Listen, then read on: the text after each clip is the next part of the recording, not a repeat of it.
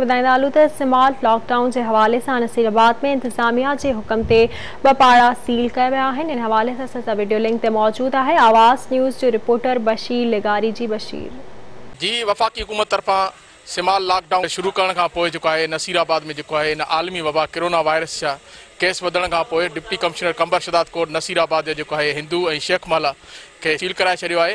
अव्हांखे ॿुधाईंदो हलां त नसीराबाद में गुज़िरियल 24 कलाकनि जे अंदरि 8 नवां केस ज़ाहिर थिया आहिनि, जंहिंमें 4 माइक्रो फाइनेंस बैंक जा जेके ऑफिसर आहिनि, जंहिंमें उनजो मैनेजर आहे ऐं लोन ऑफिसर आहे, उन सां सवाइ ॿिया आहिनि।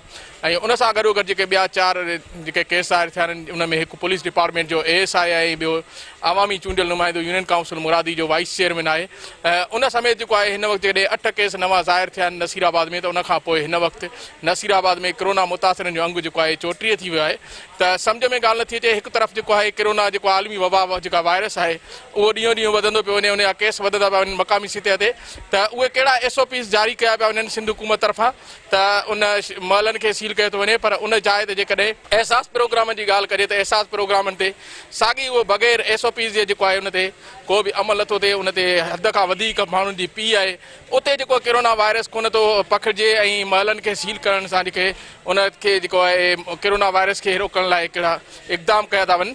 त इन हवाले सां जेकॾहिं पुलिस डिपार्टमेंट या रेवेन्यू डिपार्टमेंट जेका आहे या डिप्टी कमिश्नर या असिस्टेंट कमिश्नर उहो SOPs ते अमल कराइण में मुकमल तौर ते नाकाम हुयो आहे त इन कोरोना वायरस खे रोकण जे लाइ। जी।